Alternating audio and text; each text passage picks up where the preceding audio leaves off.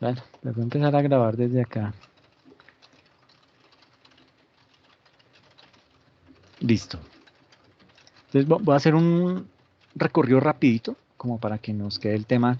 Entonces vamos a hablar acerca de lo que es la introducción y las generalidades del procedimiento tributario, un procedimiento tributario que hace parte de ese estatuto tributario y que se ubica dentro del libro quinto del estatuto tributario y se denomina, obviamente, el procedimiento tributario. Ese procedimiento tributario está dividido en 11 temas que son los que vamos a estar viendo a lo largo del desarrollo de nuestra materia, ¿sí?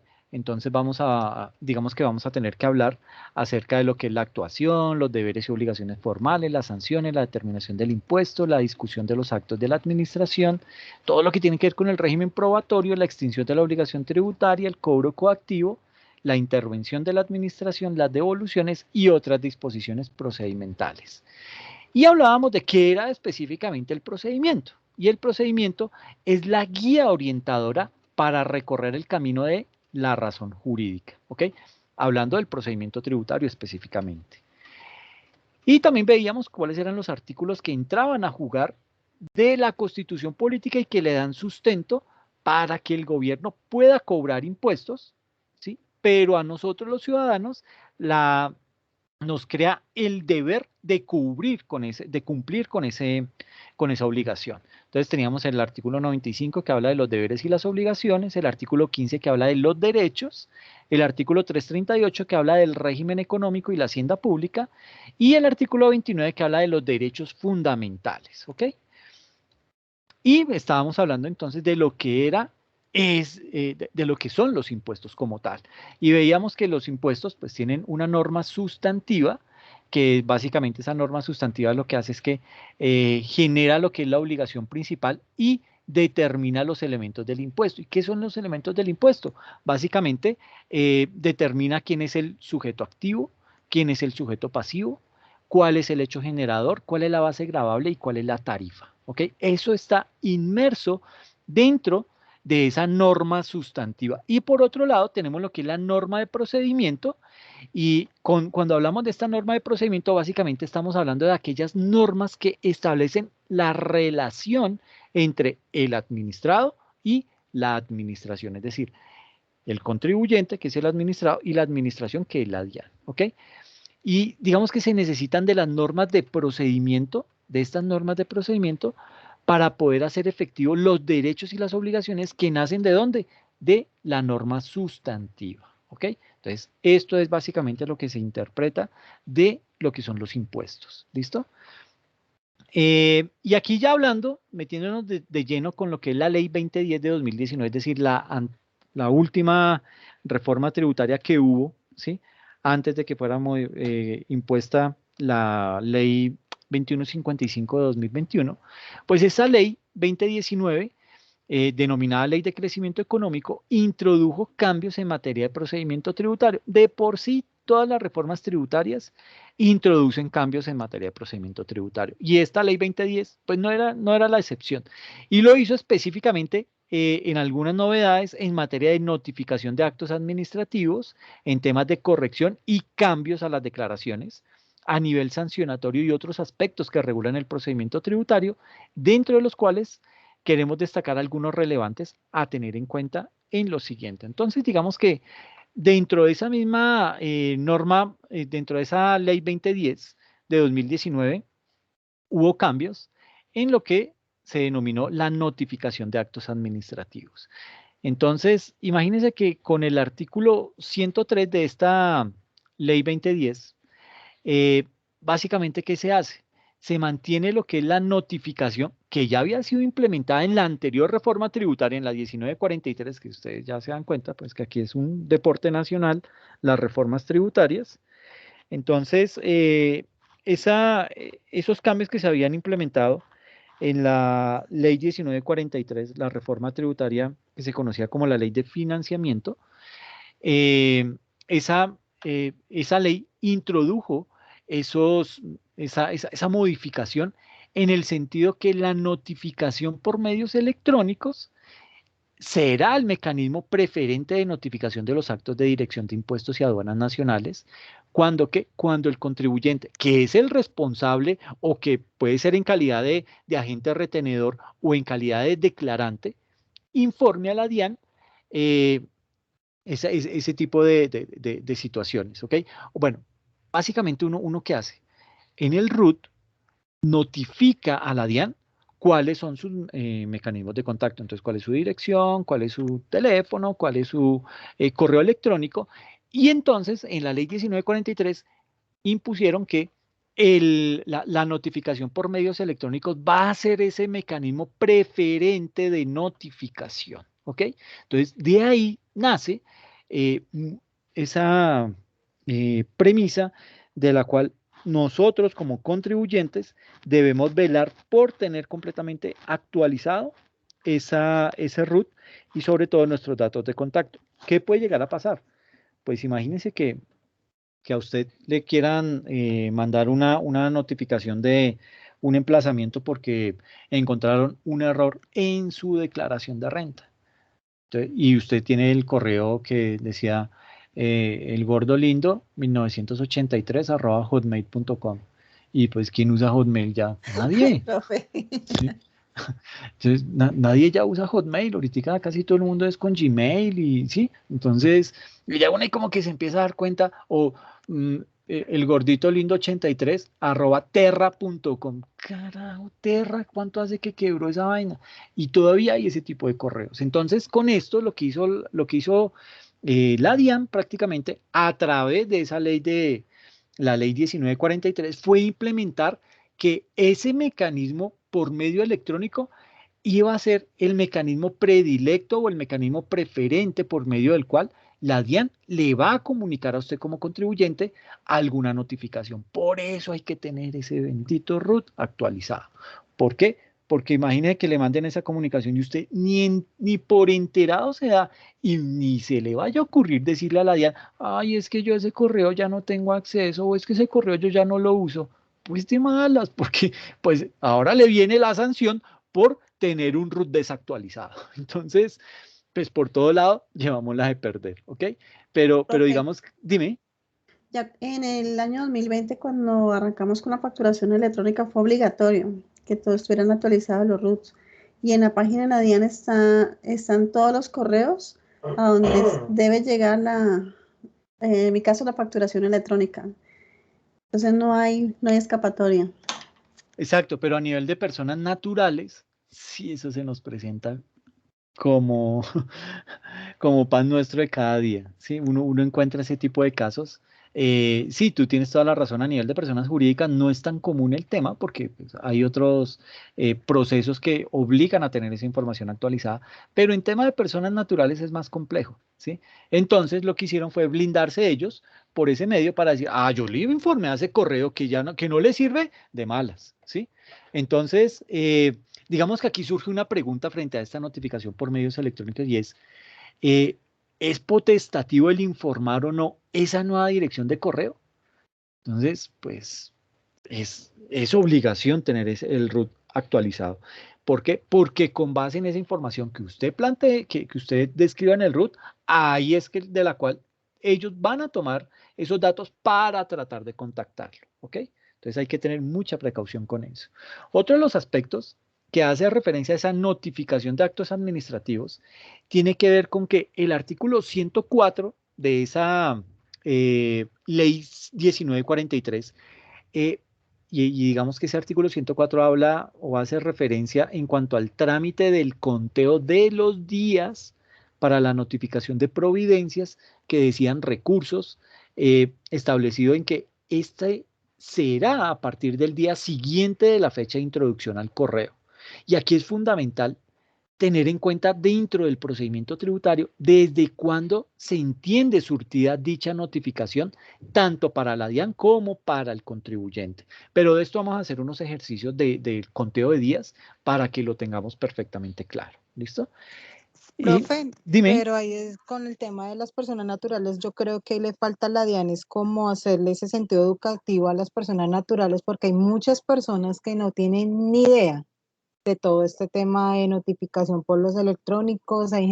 Por lo menos ahorita que estoy ayudando a muchas personas, no tenían ni idea de todos estos actos administrativos y ahí es donde yo creo que ahí sí, pues la DIAN le conviene que la gente no se entere, ¿no? Pero sí hace falta como esa educación por parte del Estado. Sí, sí, eso es completamente cierto. Pues nada más imagínate lo que hicieron que los pensionados tenían que sí o sí actualizar su RUT y pues imagínate un pensionado. eh, Que no pueden, no saben manejar exacto, es tienen de esos complicado. celulares que son de teclas. Sí, es que así me pasó a varios. O sea, ellos no saben manejar la tecnología, entonces es muy complejo el tema. Sí, sí, esa es una parte bien, bien delicada, pero sí, ya digamos que ellos se blindan, digamos que la DIAN se blindó por medio de esta ley 1943 e hizo eso, digamos que dejó en claro que la notificación de actos administrativos preferentemente se va a hacer por medio electrónico. Entonces, pues nos toca como personas naturales empezar a generar de pronto, y desde nuestra área como contadores, esa sensibilización para que las personas empiecen a tomar esa cultura, porque de lo contrario de sanciones es de lo que se va a llenar las personas naturales. Y ya para terminar esta parte de la notificación de los actos administrativos, digamos que se mantiene también la disposición de que todos los actos administrativos del artículo 565 del Estatuto Tributario se podrán notificar de manera electrónica siempre y cuando se haya informado un correo electrónico en el RUT, ¿ok? Con lo que se entiende haber manifestado de forma expresa su voluntad de ser notificado electrónicamente, ¿ok? Entonces, digamos que desde ese punto de vista, pues digamos que por un lado, el RUT es lo que nos, digamos que esa es la puerta de entrada al procedimiento tributario. Si no tenemos RUT, pues digamos que de ahí para ya empezamos perdiendo, ya empezamos mal una pelea con la DIAN, ¿ok? Pero a la vez, el hecho de tener actualizado ese RUT es un deber y una obligación de parte nuestra. ¿Para qué? Para tener una fluida comunicación con el ente regulatorio, en este caso la DIAN. Esto uno de los aspectos importantes que trajo esta ley 2010, que pues básicamente lo que hizo fue estos dos primeros puntos, tomar la ley 1943 y decir, ah, esto lo heredo de la 1943 y lo traigo acá. De por sí la ley 1943, esa fue la que hicieron inexequible. ¿Por qué?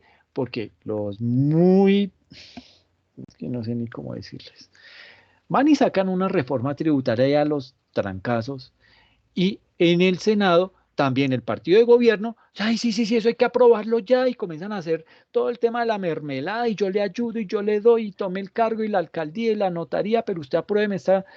Y se les olvidó cumplir con el principio de publicidad en esa ley 1943. ¿Qué hizo Vargas Lleras? Ah, dijo, ah, bueno, a mí no me tuvieron en cuenta para la mermelada, entonces yo voy a demandar esa ley 1943 por inconstitucional. ¿Por qué? Porque incumplió el principio de publicidad. Y con eso la echaron abajo. La echaron abajo fue que decir, ok, sigámosla y vamos sacando en paralelo otra reforma tributaria que lo que hizo fue heredar casi un 90% de la ley 1943, la convirtieron en la ley 2010 del 2019 y con eso empezó a correr lo que fue la reforma tributaria para el año 2020. ¿Ok? Dentro de esa ley 2010 de 2019 había otro tema también, aparte de la notificación de actos administrativos, y es lo que tiene que ver con la corrección a las declaraciones. ¿Ok? Sucede que el artículo 108, eh, en ese artículo 108 de la ley 2010, se mantiene lo que es la modificación introducida por la ley antitrámite, una ley antitrámite que fue creada en el 2019 para que, con ocasión de la respuesta al pliego de cargos, al requerimiento especial o a su ampliación, pues que habrá lugar de corregir la declaración pagando total o parcialmente esos ítems planteados y evitando intereses moratorios futuros y poder de alguna manera reducir un poco lo que es la sanción por inexactitud. Entonces, pues digamos que abre esa puerta, pero amparado bajo la ley antitrámite del 2019. En segundo lugar, en el artículo 107 de esta ley 2010, se incrementa de 2 a 3 años el término de corrección de las declaraciones que aumenten el saldo a pagar o disminuyan el saldo a favor. Y lo último es que el artículo 101, ¿qué hizo? El artículo 101 de la Ley 2010 de 2019 mantuvo las modificaciones introducidas en la Ley 1943, donde se establecía que el contribuyente que no presente nuevamente la declaración de retención en la fuente con el pago respectivo, después de los 2 meses que le concedió la norma para pagarla sin convertirse en ineficaz, la declaración inicialmente presentada se entiende como un documento que reconoce una obligación clara, una obligación expresa y exigible y que podrá ser utilizado por la DIAN en los procesos de cobro coactivo. ¿Ok? Entonces, digamos que es importante observar cómo la DIAN sustenta jurídicamente el cobrar un título ejecutivo que se dice ser claro, expreso y exigible, siendo por Ministerio de la Ley simultánea ineficaz. Entonces, digamos que desde este punto de vista, lo que se hace es darle más dientes a la DIAN. ¿Para qué? Para que pueda ser exigible esas obligaciones. Todos sabemos que pues una obligación tributaria tiene una vigencia de 5 años, ¿sí? Si en ese periodo de 5 años la DIAN o la Administración de Hacienda Distrital o departamental o municipal no hizo la gestión debida, pues ese tipo de obligaciones tiende a expirar. ¿Por qué? Porque el plazo que tienen es de 5 años para cobrar ese tipo de obligaciones. Venció ese plazo, ya no me pueden cobrar. Ya yo digo, ok, mire, esa obligación caducó porque ustedes no hicieron gestión de cobro frente a esa obligación. Y ya después de 5 años, la ley me ampara para que yo no pague esa obligación. ¿Ok? Entonces, es un poco como castigar al Estado frente a ese tipo de situaciones, pero pues digamos que es por ineficiente e ineficaz. ¿Listo?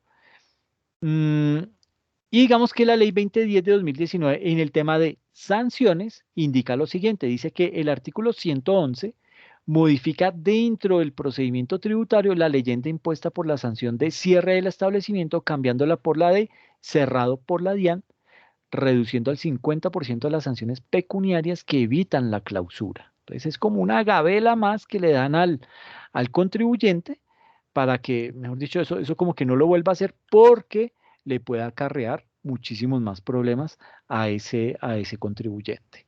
Y hay otros aspectos relevantes también dentro de esa ley 2010 que indican lo siguiente. Ahí hacen referencia a lo que es el beneficio de la auditoría. Ese beneficio de la auditoría, digamos que eh, fue agregado al procedimiento tributario, y eso está inmerso dentro del artículo 123. eh, y básicamente ese beneficio, vuelvo y digo, fue agregado al procedimiento tributario, estableciendo que para los periodos grabables 2020 y 2021, la liquidación privada de los contribuyentes del impuesto sobre la renta que incrementen su impuesto neto de renta en por lo menos un porcentaje mínimo del 30% en relación con el impuesto neto de renta del año inmediatamente anterior, quedará en firme si dentro de los 6 meses siguientes a la fecha de su presentación no se le notifica emplazamiento para corregir o requerimiento especial o emplazamiento especial o una liquidación provisional, y siempre que esa declaración sea debidamente presentada en forma oportuna y aparte que el pago se realice en esos plazos que para tal efecto ha fijado el gobierno nacional. Entonces, digamos que ese beneficio de auditoría fue incluido bajo esas condiciones. En segunda instancia, se habla acerca de lo que es la conciliación y la terminación por mutuo acuerdo. Y digamos que esta conciliación y terminación por mutuo acuerdo, en este ítem, digamos que se mantiene la facultad para que la DIAN pueda realizar conciliaciones en aquellos procesos contenciosos administrativos para terminar por mutuo acuerdo ese procedimiento administrativo, ese procedimiento tributario o ese procedimiento cambiario y aduanero, donde se discutan impuestos y así sea que tenga que llegar a reducir sanciones o tasas de interés moratorio.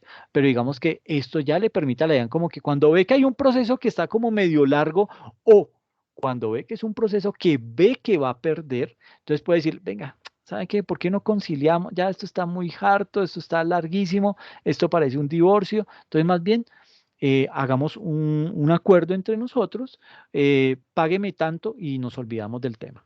¿Listo? Entonces ya usted y su abogado, pues estudiarán el tema y dirán, venga, ¿y este por qué me está ofreciendo eso? ¿Será que se dieron cuenta que la embarraban en algo? Ok, entonces no, ¿sabe qué? No, sigamos con el proceso. Ah, bueno, sí, ok. ¿Por qué? Porque ya se han dado cuenta que algo raro está pasando ahí, ¿ok? Y el último aspecto tiene que ver con lo que se denomina ese principio de favorabilidad en el proceso de cobro. ¿A qué hace referencia ese principio de favorabilidad en el proceso de cobro? Pues básicamente lo que hace es que permite la aplicación de ese principio de favorabilidad en el régimen sancionatorio que se especifica en el artículo 640 del Estatuto Tributario para las obligaciones vigentes antes del 27 de diciembre de 2019. ¿Y qué hace? Pues reduce sanciones e intereses presentando la solicitud hasta el 30 de junio de 2020. ¿Ok? Obviamente, pues todo esto ya está vencido, pero básicamente lo que estoy haciendo es una radiografía de lo que contenía la ley 2010 de 2019, la reforma tributaria derogada con la nueva ley 2155. ¿Listo? Entonces, esto no es más que una radiografía, lo que estamos mirando para poder determinar qué cambios trae ahora la reforma, la ley 2155 desde el aspecto del procedimiento tributario. Y volviendo aquí a esta ley 2010 de 2019, digamos que la gran novedad introducida en la ley dentro del procedimiento tributario en esta ley 2010 es que los contribuyentes que se acojan a los procesos antes mencionados, digamos al beneficio de la auditoría, a la conciliación y terminación por mutuo acuerdo o al principio de favorabilidad en el proceso de cobro, estos contribuyentes podrán acceder a acuerdos de pago de hasta 12 meses con la liquidación de intereses bancarios corrientes más 2 puntos porcentuales, es decir, reducen la tasa con respecto a la tasa de mora, ¿sí? Y además ofrecen las garantías estipuladas en el artículo 814 del Estatuto Tributario. Entonces, eso básicamente es como esa foto que le tomamos a la ley 2010 del 2019 para poder determinar cuáles fueron los impactos más grandes que tuvo esa ley en temas de procedimiento tributario. Hoy en día, ay, ¿esto qué pasó? Se me replicó esta. Eh, bueno, entonces, digamos que en tema de impuesto de renta a personas jurídicas, se hablaba acerca de la reducción de la tarifa, ¿sí?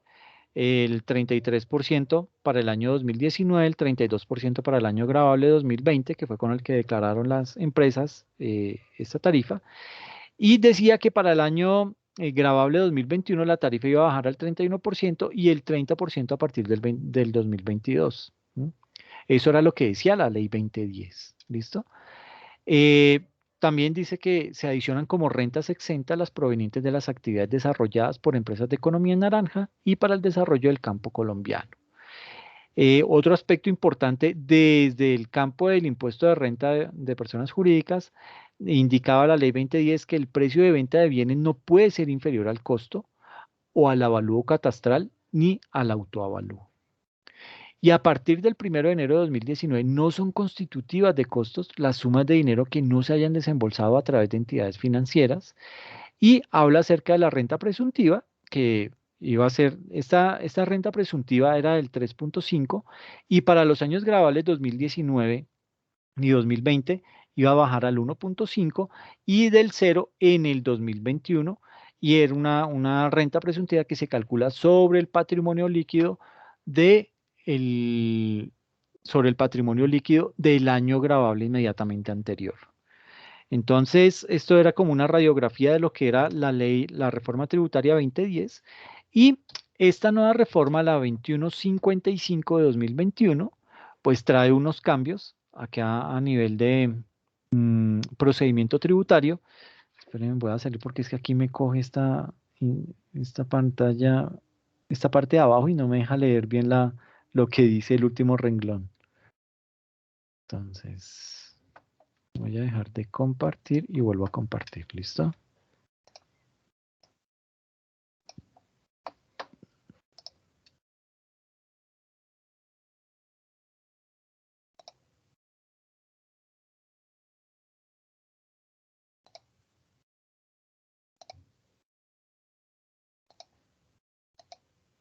Listo, ahora sí. Entonces, ¿qué dice la ley 2155 o qué introduce esa reforma tributaria desde el aspecto del procedimiento tributario? Entonces, a nivel de procedimiento tributario, en el subtema denominado normas generales, cuyo artículo corresponde al 555, parágrafo 2, habla acerca del registro único tributario. Aquí hubo cambios y dice que fue modificado con el artículo indicado de la ley 2155-2021, el artículo 12. ¿Ok? Pues hagamos el ejercicio para ver qué dice ese artículo. ¿Listo?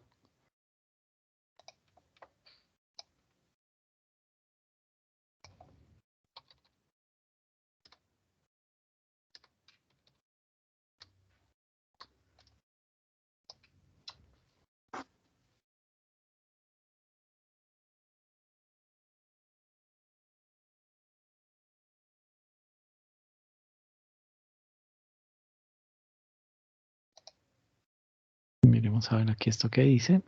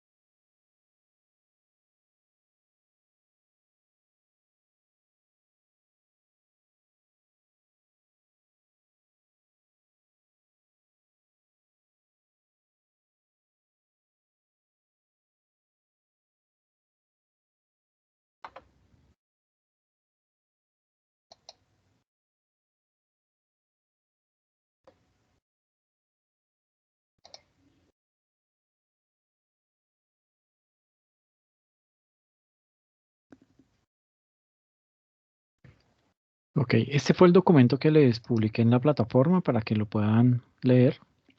Entonces, es como un resumen, eh, bueno, un resumen detallado de lo que es la denominada Ley de Inversión Social, es decir, la Ley 2155 de 2021. Y perdón, esta, eh, esta ley en su artículo 12 nos dice lo siguiente. Esto está ahí como medio.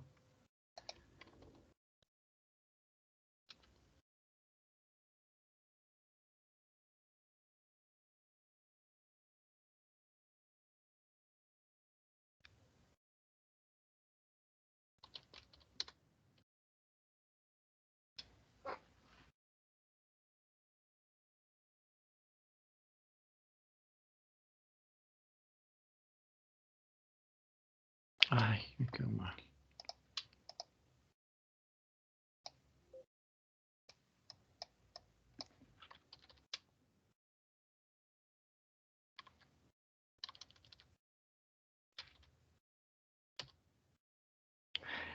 Entonces aquí dice registro único tributario, artículo 555 rayados del Estatuto Tributario que fue modificado por el artículo 12 de la Ley 2155 y nos indica, se facultó a la DIAN para inscribir de oficio en el RUT a cualquier persona natural que sea sujeto de obligaciones administradas por esa entidad.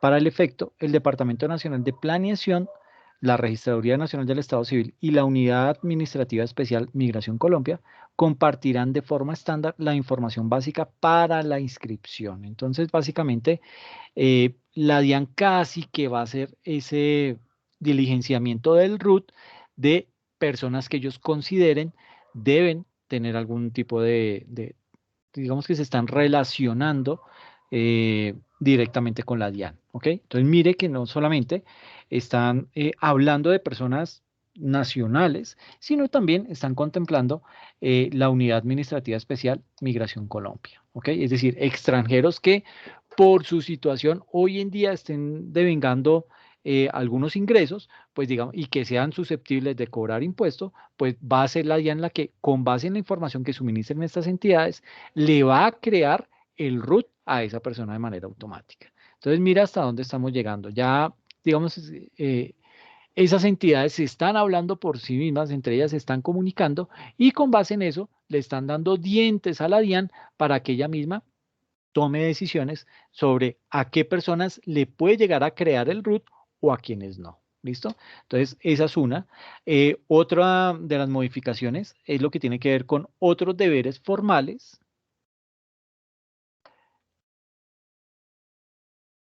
Otros deberes formales de los sujetos pasivos de obligaciones tributarias y de terceros, que en el artículo del Estatuto Tributario hacía referencia al 616, parágrafo 1, denominado sistema de facturación.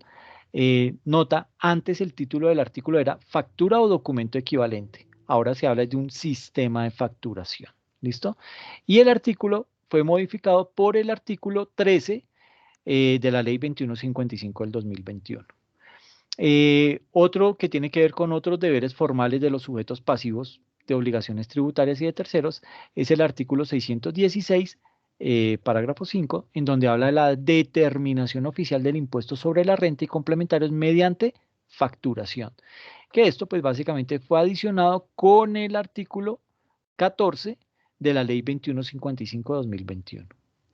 También habla acerca de lo que son los deberes y las obligaciones de información, que hace referencia al artículo 631, parágrafo 4 del Estatuto Tributario, denominado intercambio automático de información. Como nota dice que el título anterior de este artículo era obligaciones relacionadas con el intercambio automático de información. Entonces ya lo redujeron ese título, ahora se llama es intercambio automático de información, no obligaciones relacionadas. Y básicamente fue modificado por el artículo 15 de la Ley 2155. Lo mismo el artículo 631, parágrafo 5, definición beneficiario final. El título anterior de ese artículo era beneficiarios efectivos y fue modificado por el artículo 16, el artículo 631-6 del Estatuto Tributario, denominado Registro Único de Beneficiarios Finales, anteriormente denominado Beneficiarios Efectivos, fue modificado por el artículo 17 de esta Ley 2155. Y en otro subtema específico del procedimiento tributario, denominado determinación del impuesto e imposición de sanciones, que está enmarcado en el artículo 689-3 del Estatuto Tributario, habla acerca del beneficio de auditoría para el impuesto de renta de los años grabables 2022 y 2023, y esto fue adicionado con el artículo 51 de la Ley 2155, y formas de extinguir la obligación tributaria, que es el artículo 800-1 del Estatuto Tributario, denominado obras por impuestos, fue modificado por el artículo 34 de la misma Ley 2155, y lo último que tiene que ver acerca de las devoluciones, que está contemplado en el artículo 855 del Estatuto Tributario, denominado término para efectuar la devolución de saldos a favor, fue modificado también por el artículo 18 de la Ley 2155.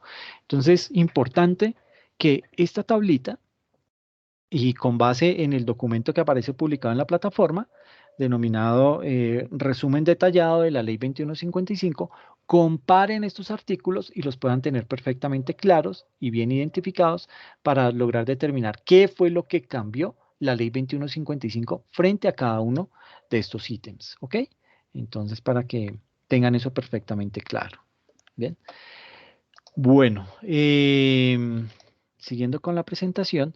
Entonces, digamos que hay unos principios y valores del sistema tributario colombiano, básicamente que están amparados o que los contiene la misma constitución política, y que se indica que esa constitución política lo que hace es que consagra los principios sobre los que se desarrolla el ordenamiento jurídico de la tributación. Es decir, con este tema, con este término de ordenamiento jurídico, básicamente lo que se está diciendo es, mire, usted, señor contribuyente, no se puede salir de este marco que le estamos trazando. ¿Por qué? Porque lo está trazando lo máximo en normas legales, que es la Constitución política. ¿Listo? Y básicamente, ese ordenamiento jurídico de la tributación, ¿qué es? Son esos principios y disposiciones que parten de preceptos como el Estado social de derecho, se funda en la dignidad humana, el trabajo, la solidaridad y el interés general. Entonces, bajo este marco es que el Estado nos impone los impuestos que debemos pagar. ¿Para qué? Para que este Estado pueda funcionar. ¿Listo? Eh, Dentro de esos principios y valores del sistema tributario colombiano, enmarcados también dentro de la Constitución Política, en este libro de la Constitución Política encontramos que hay unas garantías. ¿Garantías como cuáles? Como el derecho a la igualdad. Es decir, que eso que le apliquen a otro contribuyente, me lo deberían aplicar a mí si es que estoy alegando por lo mismo. ¿Sí? Protección económica a las personas en debilidad manifiesta. Entonces, una persona que se declara en debilidad manifiesta, a esa persona hay que tenerle un poco más de eh, contemplaciones. ¿Por qué? Porque su situación económica no es la mejor. Pero para eso debe esa persona cumplir esta debilidad manifiesta. Derecho a la intimidad, derecho a la petición de soluciones a las autoridades y derecho al debido proceso. ¿Ok? Luego de eso, entonces, digamos que surgen lo que son los famosos principios fundamentales, unos principios fundamentales que tienen una justificación legal y una justificación legal que se ampara en qué? En la misma Constitución Nacional. Entonces, en el artículo 95, en el numeral 9, encontramos que todo ciudadano debe contribuir al financiamiento de los gastos e inversión del Estado dentro de conceptos de justicia y equidad. El artículo 189, numeral 20 de la misma Constitución Nacional habla acerca de las obligaciones del presidente de la República y que una de esas obligaciones es velar por la estricta recaudación y administración de los impuestos. ¿Ok? Entonces, digamos que aquí, pues sí, son juiciosos para la recaudación, pero para la administración de los impuestos no tanto. ¿Ok? ¿Por qué? Por temitas de corrupción, en donde ese recaudo se desprende, digamos que se desliga de esa entidad. Y el artículo 15, inciso 4 de la Constitución Nacional habla acerca de los derechos fundamentales y para efectos tributarios o judiciales y para los casos de inspección, vigilancia e intervención del Estado, podrá exigirse la presentación de libros de contabilidad y demás documentos privados en los términos que señala la ley. Eh, ¿Cómo contribuyen las personas naturales y las personas jurídicas? Pues imagínense que se hace por medio de varios impuestos, por impuestos nacionales como el de renta y complementarios, como el impuesto nacional al consumo, el de timbre, el de patrimonio, derechos aduaneros, gravamen a los movimientos financieros.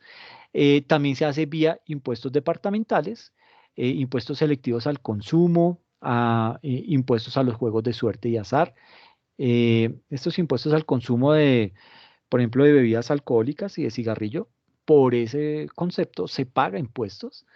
Impuestos municipales como el predial unificado, el ICA, también vía contribuciones como valorización municipal, distrital y departamental o servicios administrativos del Estado y por último todo lo que tiene que ver con tasas aeroportuarias, peajes y combustible. Todo esto genera unos ingresos para el Estado y con eso es que el Estado hace cuentas y elabora su presupuesto nacional.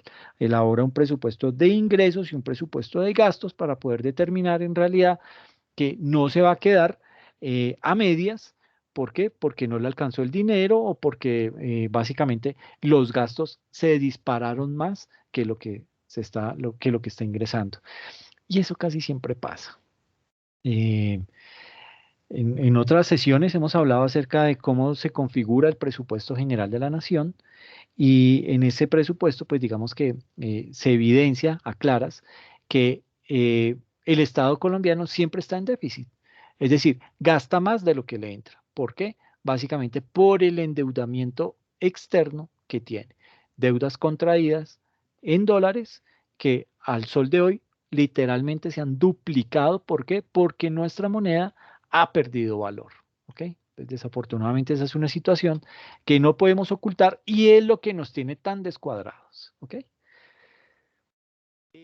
Digamos que existe lo que es la obligación tributaria, eh, una obligación tributaria dada desde esa obligación sustancial que es la que le da el nacimiento a ese tributo, ¿sí? Este nuevo tributo, ¿qué pasa? Empieza a ser parte de esos presupuestos de ley que originan el impuesto y su finalidad es ¿cuál? Es el pago. Eso es básicamente lo que busca el gobierno nacional cuando crea un nuevo tributo o crea una nueva obligación tributaria. Recaudar, o sea, sancionarlo de manera legal para obtener el pago por parte de los contribuyentes que deben asumir esa obligación. Eh, Existe la obligación formal de cumplimiento y eso básicamente hace referencia a lo que son las formalidades de ley para el cumplimiento de esa obligación tributaria. Por ejemplo, temas de formalidad como el registro, factura o documento equivalente. Bueno, de esto básicamente se hablaba en la ley 1943. También se habla acerca de lo que es la revelación en los estados financieros y la declaración y pago. ¿Ok? Eh, También se habla o se contempla acerca de lo que es la extinción de una obligación tributaria y eso está contemplado en los artículos 800 al 823, al 822 del Estatuto Tributario y el artículo 1625 del Código Civil. Y básicamente habla de 4 escenarios. El primero es una solución o pago de esa obligación impositiva. El segundo habla acerca de lo que es la compensación. El tercero de la anulación del acto administrativo, es decir, posiblemente la DIAN se equivocó al cobrar o dejó vencer plazos y le está cobrando y lo que dice el contribuyente, no señor, esto ya venció, esto caducó, usted tenía un plazo y no lo cumplió, entonces yo lo que estoy pidiendo es que anulen ese acto administrativo, ¿ok? Y lo que es la prescripción, es decir, prescribe una obligación, ¿por qué? Por el vencimiento de término. Entonces, a los 5 años ya se tiene estipulado eso por ley, que prescriben esas obligaciones que un contribuyente tenga para con el Estado.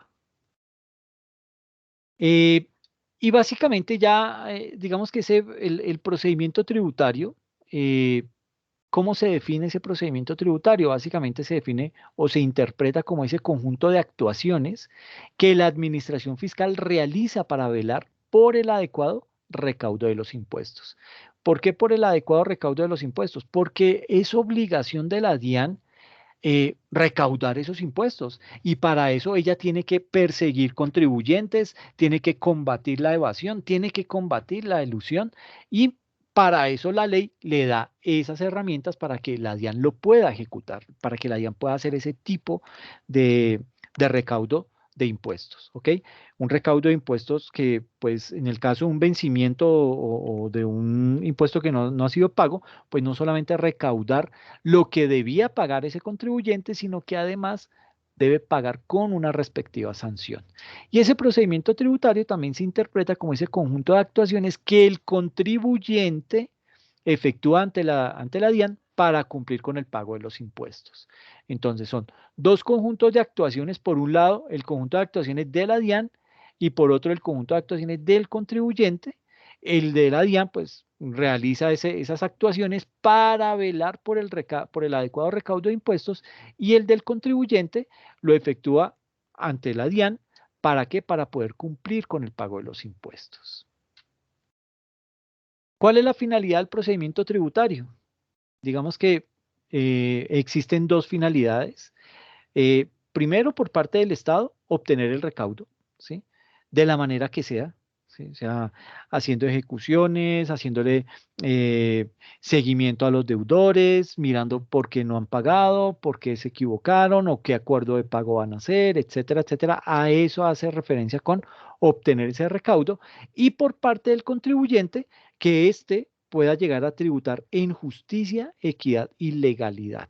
Esa es la finalidad del procedimiento tributario, pero una finalidad vista desde los dos integrantes en la parte tributaria, el Estado, en cabeza de la DIAN, y el contribuyente como sujeto pasivo de una obligación tributaria. Y entonces vemos acá cuáles son los objetivos de la DIAN, cuáles son los objetivos de la administración tributaria. Entonces, en primero es cumplir y hacer cumplir la ley. ¿Mm? Es lo primero que a lo que se tiene que dedicar la DIAN. Luego, reducir el costo del recaudo, tener una capacidad de controlar la gestión de los funcionarios, ¿sí? Es decir, que los funcionarios no se vayan a sobreactuar, que los funcionarios no vayan de pronto a, digamos que de pronto a no atender bien al público, a ser groseros, que en su afán por tratar de cumplir con unas metas de recaudo pueda de pronto sobrepasar los derechos de algún contribuyente. Entonces, en ese punto, pues digamos que hay que tener mucha precaución y eso lo vigila hoy en día la DIAN. Estimular el cumplimiento voluntario, y esto es bien importante, en la medida en que como contribuyentes podamos cumplir con nuestras obligaciones de manera correcta y puntual, pues eso le va a quitar mucho trabajo a la DIAN y se va a poder dedicar a otras cosas. ¿Cómo qué cosas? Por ejemplo, controlar la evasión. ¿Ok? Este es un tema muy complejo. ¿M? Controlar la evasión en sitios específicos es bien difícil. Por ejemplo, en municipios que se ven en donde hay presencia de grupos armados al margen de la ley, pues digamos que la DIAN casi que se queda sin dientes. ¿Por qué? Porque estos grupos amenazan a los funcionarios y le impiden desarrollar su función de cobro. Entonces, pues digamos que ahí el funcionario por lo general lo que hace es poner en una balanza dos cosas, por un lado su vida y por el otro el ejecutar bien su trabajo. Este tipo de situaciones, pues por lo general deben ser denunciadas, pero hay personas que el tema se les desborda y pues digamos que es más fácil hasta de pronto pedir un traslado o alegar que está en riesgo su vida, entonces que por ende prefiere trasladarse y pues ahí es en donde entra la DIAN a hacer algún tipo de seguimiento. Pero estos son los objetivos básicos que tiene la DIAN, son cinco: cumplir y hacer cumplir la ley, reducir el costo del recaudo, es decir, ser más eficiente en el recaudo. ¿Y qué significa ser eficiente? Tener una muy buena plataforma tecnológica, tener unos procedimientos claros al interior de la organización y que sus funcionarios estén debidamente capacitados. Capacidad de controlar la gestión de los funcionarios, pues va muy atado a la capacitación que tengan, a esos procesos de formación que diseñe la DIAN. ¿Para qué? Para orientar bien a sus funcionarios y que estos estén en capacidad de poder resolver cualquier situación que tenga un contribuyente en un debido momento. Eh, Otro punto importante es estimular el cumplimiento voluntario. Y ahí pues digamos que es lo que hacíamos referencia, es tratar que las personas cumplan sus obligaciones sin que esté el policía ahí detrás, ¿sí? Entonces, pues digamos que anteriormente uno que hacía, uno también como que decía, ay, declaremos así a ver qué pasa, si de pronto mm, nos va bien y no nos pillan, ¿sí? Hoy en día es muy difícil porque la DIAN cuenta con mucha información, información que proviene de información exógena, de muchas fuentes, y pues que eso hace que tenga más herramientas para poder hacer una mejor gestión de la información. Y uno dirá, uy, pero ¿será que con tantos contribuyentes que hoy en día estamos presentando declaración y todo eso, ¿será que sí nos pueden detectar por lo menos a las personas naturales?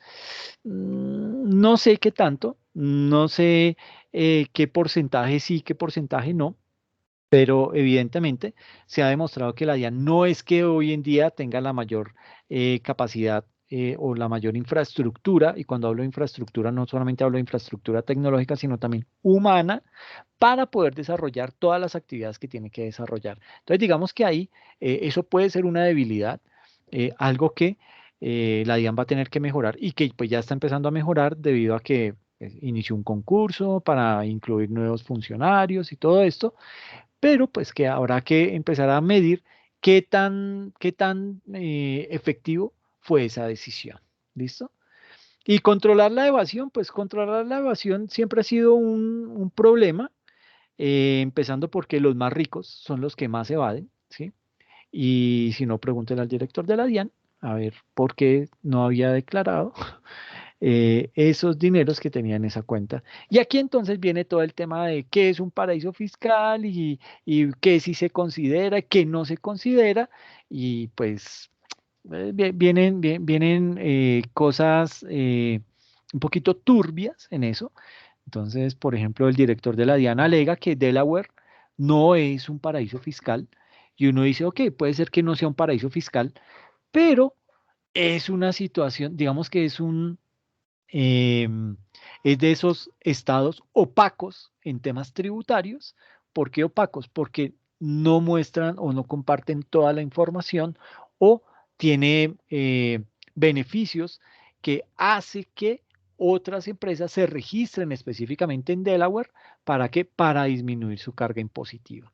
Y esto, pues, de una u otra manera es como jugar sucio con las otras zonas tributarias en Estados Unidos específicamente. ¿Por qué digo que es jugar sucio? Porque cada estado recauda sus propios impuestos y el hecho que yo le cobre menos a las empresas, pues digamos que eso ya me hace entrar en desventaja el estado que está cobrando los impuestos plenos en comparación con los que cobra Delaware. Y Delaware, aparte de eso, le dice, mire, tranquilo, véngase para acá, regístreme su empresa. Si usted mira en Delaware, va a encontrar que Google, que Facebook, que Amazon, Tesla, todos estos grandes emporios están registrados en Delaware y todos tienen la misma dirección de Delaware, ¿sí? La misma dirección física. Y lo hacen de esa manera porque en Delaware le cobran menos impuestos. Entonces ellos radican su empresa allá y eso le ayuda a disminuir la carga impositiva. ¿Mm? Por otro lado, Delaware también, ¿qué hace? Le dice, ok, usted como usted es tan chévere y se vino a registrar acá a mi estado, que a propósito es el estado de Joe Biden, él era senador de Delaware y hoy en día es el presidente. Entonces, en Delaware le dice, mire, como usted fue tan chévere y confió en nosotros, entonces nosotros no solamente le vamos a cobrar una tarifa mucho más baja, sino que además le vamos a prestar soporte legal. Entonces, si usted tiene algún problema, tranquilo, llámenos a nosotros que tenemos todo un cuerpo de abogados que lo van a defender. ¿Listo? Entonces, pues digamos que eso es jugar sucio en contra de las otras administraciones de impuesto porque están en clara desventaja. ¿Ok? Pero eso pasa en Estados Unidos, eso pasa no solamente con Delaware, eso pasa con Dakota del Sur, con la Florida. ¿M? Pero mire cómo dentro de un país que pelea por la evasión fiscal y todo esto, es más, se está hablando, y Estados Unidos es uno de los abanderados, que se cree un impuesto internacional del 15% para todas las empresas. ¿Por qué? Porque se han dado cuenta que todas las empresas, pues las empresas no son bobas, yo siempre he dicho lo mismo, una empresa no es boba y si ve que le están cobrando ahorita muchos impuestos, pues ella ¿qué hace? Empieza a desviar sus utilidades para otros países. ¿A cuáles países? A los que le cobren menos impuestos o los que le ayuden a ocultar esos ingresos. Entonces, pues digamos que bajo esa óptica es muy difícil tratar de ser transparente tributariamente. Entonces, pues digamos que ese es un tema que está ahí en el tintero, que con el paso del tiempo, pues digamos que cada vez se logra hacer más acuerdos entre países para que reporten información financiera, información de posesión de activos, con el ánimo precisamente de detectar ese tipo de bienes que tienen ciudadanos en este caso colombianos, en otros países. ¿Ok? Entonces, pues digamos que desde ese punto de vista es bueno, pero es muy difícil. ¿Por qué? Porque muchos países viven de eso. ¿Ok? Caso un Panamá. Panamá todo su desarrollo lo ha tenido gracias a que ha sido condescendiente con muchos capitales oscuros y pues esto le ha sido, le ha dado la característica de ser un estado opaco en temas tributarios, ¿ok? Que con Colombia ya está colaborando con información, ¿ok? Válido, pero hay otros estados con los que no lo hace. ¿M? Y así encontramos muchos. Eh, encontramos Belice, eh, todo ese poco de islas que hay en el Caribe, ¿sí? Paraíso fiscal con Singapur. ¿M? Entonces, hay muchos paraísos fiscales en donde pues, los más ricos del mundo van y ocultan sus dineros. ¿Ok? Bueno, eso frente a cómo controlar la evasión. Y los principales problemas que tiene la administración tributaria en Colombia son los siguientes. Digamos que tiene unas problemáticas de la gestión tributaria que se basan en un bajo o nulo nivel de apoyo, ¿sí? Eh, digamos que ese bajo o nulo nivel de apoyo está relacionado con sistemas de información o automatización de procesos, que si bien es cierto, hay que decir que ha mejorado muchísimo, todavía le falta mucho a la DIAN por poder avanzar, ¿sí? Lo que les decía ahorita del código CU, es un código que le está ayudando a la DIAN a ser mucho más efectivo y eficiente en su tema de recaudos y sobre todo en detectar cuando alguien se está saliendo de un promedio. ¿Para qué? Para irlo a visitar y decir, bueno, señor, ¿usted en qué anda? ¿Cómo así que usted está gastando más de lo que le está ingresando y me está pagando menos impuestos? Entonces, viene ese tipo de visitas. Tiene unos recursos económicos insuficientes para financiar la modernización, ¿sí? Siempre les he dicho, siempre he comparado la DIAN de Colombia con su equivalente en Chile, y en Chile básicamente ellos tienen una planta de personal de 25.000 funcionarios y en Colombia no llegan ni a los 3.000. Entonces mire la desproporción. Y en Chile son menos personas que las que hay en Colombia. Entonces, pues digamos que digamos que eso es un tema que nos juega en contra. Y pues la DIAN básicamente ahí cada vez se queda como con menos recursos para poder ejercer una buena actuación. En tema de recurso humano, es un recurso humano escaso y sin esquemas de entrenamiento apropiado. ¿M? Entonces, no hay cursos de capacitación o no son los que deberían ser o no alcanzan a cubrir al 100% de la planta, y eso pues digamos que genera ese tipo de situaciones. Desplazamiento de cargas administrativas en contribuyentes que generan altos costos de cumplimiento, escasos controles en el ejercicio de las funciones públicas, complejidad y vacíos normativos, y este es el pan nuestro de cada día, ¿sí? Esto es una situación que, pues básicamente ya está tipificada como elusión de impuestos, y esa ilusión, pues básicamente es eso, es tomar esos vacíos o la complejidad misma de la ley que tratan de hacerla tan que tenga todos los componentes para ser una buena ley, que lo que pasa es que la hacen tan compleja que ni ellos mismos la entienden, que a ellos mismos, es decir, que la misma DIAN se hace autogoles con esa misma ley que ellos crean. ¿Por qué? Porque la hicieron tan compleja que para ellos inclusive es difícil de controlar. ¿Ok? Temor excesivo a los organismos de control. ¿M?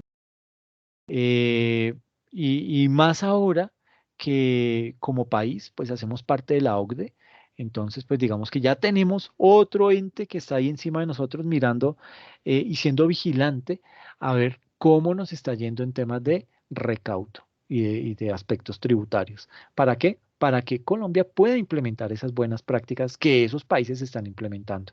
Pero arrancamos mal de raíz y es con un eh, estatuto tributario robusto, exageradamente extenso, confuso, complejo, con vacíos, con todo tipo de problemas, y eso hace que ni ellos mismos entiendan la ley, y si ellos, que son los que la crean, no la entienden, pues mucho menos nosotros. Entonces, eso da pie a que cometamos errores, y esos errores sí nos lo castiga fuerte la DIAN. Entonces uno dice, bueno, pero ahí, ¿a qué estamos jugando? Usted hace mal la ley o la hace tan confusa que da para que no se interprete bien y ahí se cometan esos errores. Entonces, usted induce al error, pero no es capaz de reconocerlo. Entonces, pues es complejo. Toma de decisiones con alto contenido subjetivo, ¿sí? ¿Qué es subjetivo? Que básicamente se hace a criterio de lo que una persona piensa, ¿sí? De lo que una persona está interpretando un problema, y eso está mal. ¿Por qué? Porque es que la misma norma está tan mal hecha que tiene no solamente vacíos, sino que da pie a que los funcionarios tomen decisiones amparados en esa ley. Y ahí pues el contribuyente tiene todas las de perder. ¿Ok? Y lo otro es procedimientos largos y complejos sin aplicación de principios sobre sanciones. Entonces, toda esta problemática a nivel de la gestión tributaria deriva en unos efectos que tiene esa problemática, y es unos efectos de la problemática en la conducta de los contribuyentes. Entonces, ¿qué pasa? ¿Qué se ven los contribuyentes? Que hay una poca o nula credibilidad en la administración tributaria, ¿sí? Entonces, cada que sale una reforma tributaria, Entonces uno como que, miércoles, aquí ya me tocó pagar más, como que ya uno se indispone, como que uno dice, bueno, estos manes otra vez y a seguir robando porque es lo único que saben hacer. Entonces uno mismo ya le tiene desconfianza a ese tipo de situaciones porque saben lo que va a derivar. Y a eso súmele el que sí han sido problemas recurrentes en los que la administración tributaria ha caído con mucha frecuencia y que no ha corregido. Entonces, pues son aspectos que son bien complejos de manejar, pero que al transmitírselos a la ciudadanía, ¿en qué deriva? En que ya pierde credibilidad desde nuestra parte. Ya nosotros no creemos en esa DIAN. Por eso, precisamente, porque eh, tiene todos estos males que uno dice, bueno, si eso lo tiene la DIAN, entonces yo a quién le estoy pagando esos impuestos. Y eso muchas veces deriva en temas de evasión. ¿Por qué? Porque uno dice, no, pero yo qué voy a andar botando mi plata dándose las parranda de ladrones, que no sé qué. ¿Sí? Entonces cada quien busca sus propios argumentos para evadir la responsabilidad. Otro aspecto u otro efecto que tiene es una baja o nula aceptación de los tributos, ¿sí? Como contribuyentes siempre consideramos que la creación de un nuevo impuesto o la subida en tarifa de un nuevo impuesto, pues deriva en que, digamos que la percepción es que como se la están robando, entonces no les está alcanzando y están descuadrados. Entonces, ese tipo de cosas hacen que no, no aceptemos ese tipo de incrementos. Y para muestra un botón, la revuelta social que hubo gracias a la reforma Carrasquilla.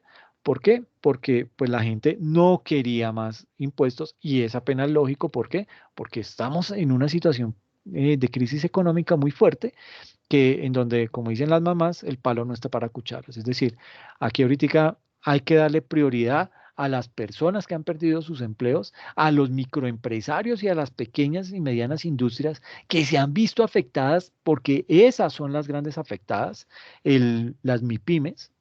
Las grandes empresas no, muchas hasta les fue mejor con el tema de la pandemia, pero nos hemos dado cuenta que los recursos básicamente llegaron indirectamente hacia esas grandes empresas.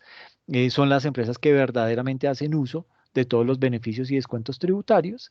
Y ese tipo de cosas entonces manda un mensaje errado al contribuyente o a la ciudadanía, y es el que los más ricos cada vez se hacen más ricos y los más pobres cada vez más pobres.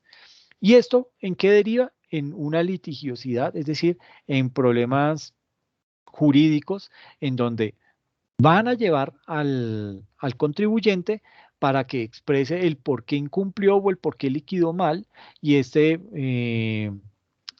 contribuyente pues va también a tratar de defenderse, llevará a su abogado, llevará sus pruebas, y esto entra entonces en un efecto y a eso súmele lo paquidérmica que es nuestra, o sea, somos paquidérmicos como Estado en todo, pero específicamente en temas tributarios y en temas de justicia.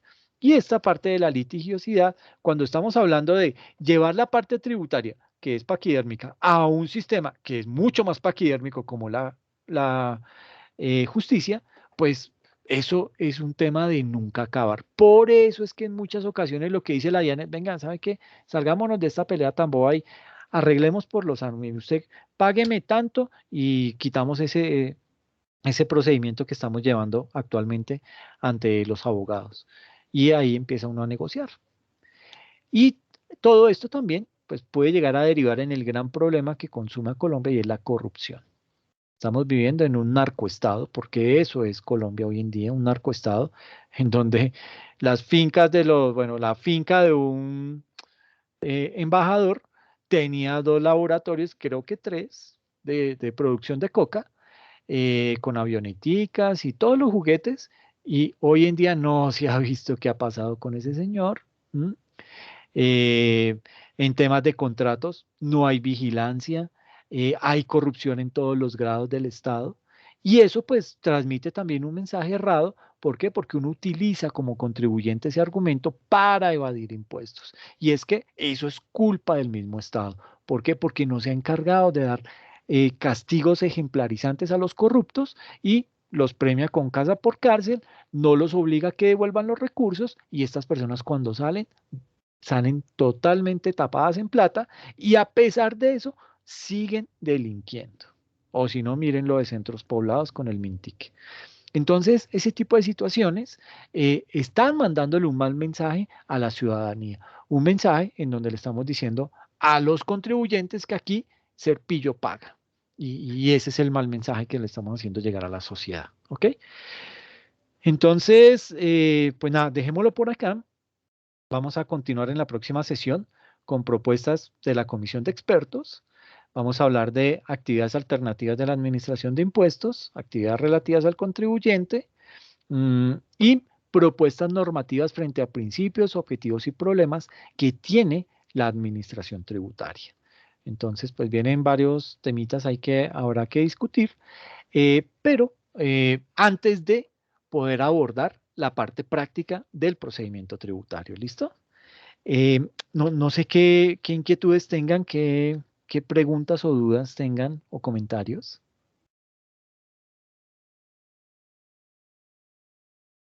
Está candente el tema, profe.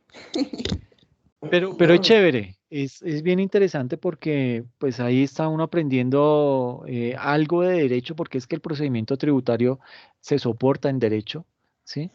Pero pues también digamos que es muy importante para nosotros como contadores conocer toda esta parte. ¿Por qué? Porque en algún momento nos vamos a ver inmersos en un problema de estos. Y pues habrá que tratar de asesorar a las empresas para las cuales trabajamos, etcétera, etcétera, para que todos puedan conocer este tipo de situaciones. Porque muchas veces cuando uno recibe un requerimiento de la DIAN es, ay, juepucha, y ahora, y se asusta, y sí, y pues no, a la larga no hay que tenerle miedo a eso, ¿sí? Hay que afrontarlo, pero correctamente y siguiendo el procedimiento tributario que hay que seguir para evitar ese tipo de inconvenientes, ¿ok? Conociendo las herramientas. Exactamente, sí, señora, eso es.